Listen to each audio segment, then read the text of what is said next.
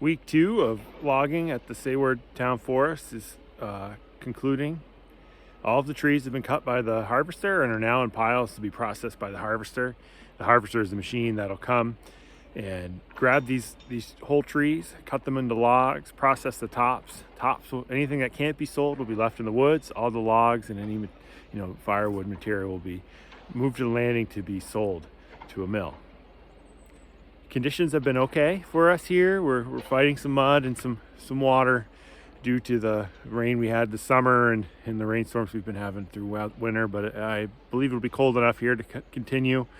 Crews working to maintain the flow of water on the main skid trails and getting those frozen and corduroyed with logs and material so that their equipment can float on these trails without making too much mud. We'll be battling that throughout here, but I think we'll be able to handle it. Looks like the weather looks okay next week. We got temps in the 30s and during the day and teens at night. So we'll just be playing the weather as they work to get the trees processed into logs and then get the logs out of the forest using their forwarder machine. The Sayward Town Forest has a roughly 15-acre plantation located on its lower elevations. This plantation was established in the early 1950s in a hayfield, a few years after the town purchased the property. The trees were planted by students at the Aggie School, now the Vermont State University in Randolph. This was a common practice at the time. Many agricultural lands were abandoned for a variety of reasons. The mindset was to get these lands back into production by planting trees.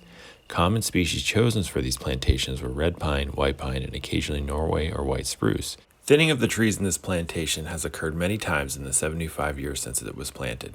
Thinning trees means trees have been removed from the stand to reduce competition for resources. Most recently, the trees were thinned about 10 years ago. Since then, many of the trees in this plantation have blown over or have begun to decline or stagnated, particularly red pine and Norway spruce. Here's a good comparison of the red pine versus the white pine that are growing in this plantation. The red pine is in the foreground there with a really thin top.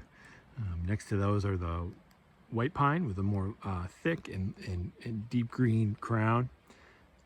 Bigger crown means this tree can photosynthesize a little better than that red pine behind it.